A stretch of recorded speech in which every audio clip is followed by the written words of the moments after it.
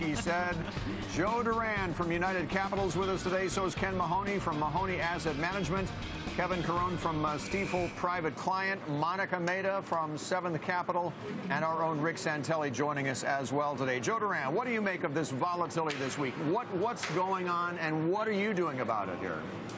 Well, I think a couple of things. What you're seeing is the market is reflecting the stealth correction that's been happening for about 6 weeks now. The Russell it's down almost 10%. Many stocks down 20% or more. The indexes have done very, very well. So all that we've seen this week is the market reflecting that. And what we think is happening is a concern about the end of easy money, the beginning of higher interest rates. It's causing the dollar to go higher in anticipation, and especially relative to the euro. And the stock market's reflecting that. So more volatile, especially for companies that have less flexibility with their financial structure, and that's why the small caps have been lagging. Are you going to buy the small caps here, Joe? Do you think that's it, that they've had their move? We haven't had a new closing high for that index since, what, July? No, I don't think so, because even at these valuations, we're relative to the S&P at quite extreme levels, even with the stealth decline we've had, so no. Ken Mahoney, you've been calling for an uptick in volatility anyway. What does this mean to you right now? You know, since the beginning of the year, we've been calling for a choppy market, but with an upward bias. But now we're starting to see some headwinds here, like your first guest said. And, you know, we have kind of a stealth correction going on, whereby the major averages are kind of holding on to year highs. And yet underneath it, we've seen deterioration in the advanced decline line. We've seen the small cap taking on the chin. For us, though, the fundamentals in Europe really concern us. We start seeing the economies over there continue to slow down. And, you know, the policymakers keep getting further and further behind the curve. Yeah. And Russia still is a wild card. So we're going to continue to be consistent.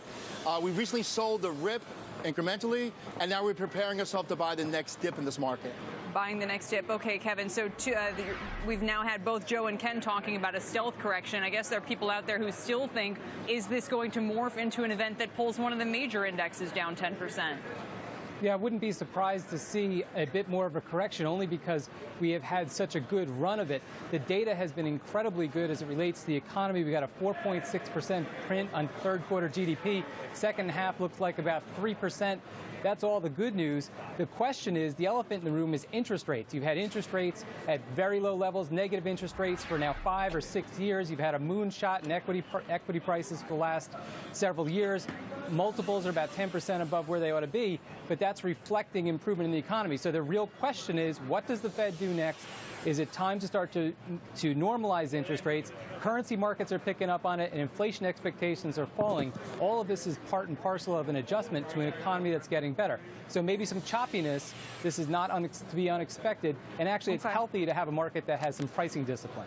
By the way, I noted when we showed the European markets there that the DAX, Germany, I mean, that's been the weakest market among the European majors. It fell below its 200-day moving average earlier this week, and it continued lower even as some of the others bounced at this juncture. Monica Mehta, what are you doing with your clients' money right now as we see this volatility pick up here? Look, you know, we're mostly in alternatives. We're doing a lot in real estate. We're in very geographic specific plays. So this volatility doesn't really change our strategy. Is that a specific strategy right now, or is that where you actually see the better opportunity? I think investing in what you know should be everyone's specific strategy. And so we're focusing on real estate in Texas, where you're seeing a lot of employment strength and a lot of people moving down here. But again, you know, one of your guests mentioned that one of the high points now is, you know, this higher GDP that we saw for second quarter. But I would argue that as a metric of economic vitality, you should really look into the details of what's driving GDP right now. You have a new definition of corporate profits, and you're actually seeing more spending for Obamacare that's required, but at the same token, personal spending and consumption still remains 20% below expectations. So that key metric of what calls for a strong, healthy economy is wages, and we still see very depressed wages, 8% below recession levels. So, I mean, I think you're very hard-pressed to say that we have a strong, healthy, vibrant consumer. Okay, so now as we see the 10-year interest rate creeping back up a little bit today, is that because, Rick Santelli, the U.S. growth outlook looks a little bit better? Or is it a Bill Gross effect in the market here at all, do you think? or is it that the stock market is only down 150 on the Dow where it sits and the S&P's only down 15?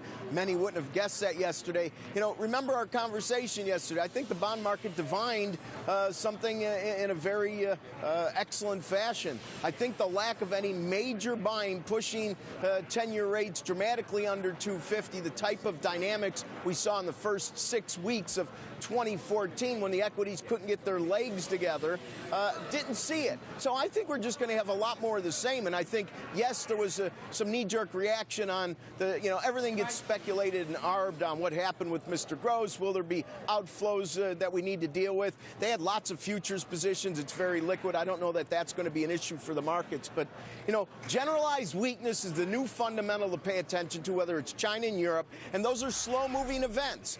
Don't see that they're going to totally destabilize what's going on in equities, and I don't think you're going to see any major moonshots on interest rates, but I think we should learn a lesson from yesterday that if the equities kind of still maintain very close to contract high pricing structure, I also doubt if we're going to get any significant tests of 2.25 as well. Joe Duran, are you more inclined to want to buy the dips that we're seeing right now or sell the strength that we've been seeing lately as well in this volatility? So I think neither. I think what you want to do is look at your personal portfolio. We manage our clients' entire net worth, and they have no good alternative. So what you want to do is within the portfolio and tilt it to the direction you should be. We think you want to be in larger cap names. Instead of dividend payers, you want to go to dividend growers. You have to figure out in advance, because the market acts in advance, what should you be doing in a higher interest rate environment and making those shifts now, because before interest rates go up, those stocks are the ones that will be already have gone up. So again, shifting from just dividends to dividend growers, focusing on larger cap rather than smaller cap, tilting away from emerging markets. You want to be very forward-leaning. Europe is going to get a lot of money pumped into it, and you've got to expect higher volatility. Go ahead. So one thing that we're looking at is kind of a hybrid strategy. Everybody has a philosophy how to handle this markets, but a hybrid strategy of using both buy and hold and being active. You know, 2/3 to 3/4 of your portfolio. If it's stocks or ETFs you like, you know, you kind of buy and hold that. But be a little bit more active with 1/4 to 1/3 of your portfolio. And what you want to do there is be able to buy the dips and sell the rips. Not day trading, but kind of have a combination buy and hold. Be a little bit more active when you see those dips and be able to sell those rips. And I think that'll give you better performance in these choppy markets. Kevin, just a quick one to you, because I feel like we're talking about two different things here. Sometimes we've got Joe on the one hand and others talking about positioning for a higher rate environment, while at the same time Rick's saying the thing to watch for here is generalized slowing growth. And Monica too was pointing out that the economy may be weaker than it appears. So Kevin, is that what do you do with those conflicting stories? It seems as though investors are making two decisions that point in very different directions here. Yeah, I think it's a couple different things. If you have a bond portfolio, we like the idea of laddering it. We do think there's a place for cash in portfolios if valuations don't make sense. And ultimately, if you look out 3 to 5 years, you're going to get a very different sense as to relative to what happened this week. And as a matter of fact, as far as the correction or volatility this week is concerned, it's really nothing, because we're looking at an S&P at 2,000. Equity values, U.S. equities are valued at something like $23 trillion. So we didn't move all that much this week. Just stick to your knitting, focus on cash-rich companies, consistently growing, reasonable price. You shouldn't do too badly. Kelly, I would add one thing. I think you want to be looking at correlation getting decoupled again. Europe is in a very different place. Their banks are going to act differently than the U.S. in the future.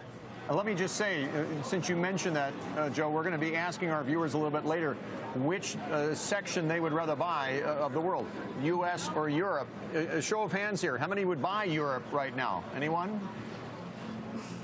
Okay, Joe, go ahead. I just think you want to go where the market isn't. And they're going to have a lot of easy money for a very long time with lower rates than the U.S. a year from now. And their recovery, they are 18 months behind us. Would you have bought the U.S. 18 to 24 months ago? Yes. Do they have more risk? Yes, and their market has reflected it. You don't want to go where all the money has been made.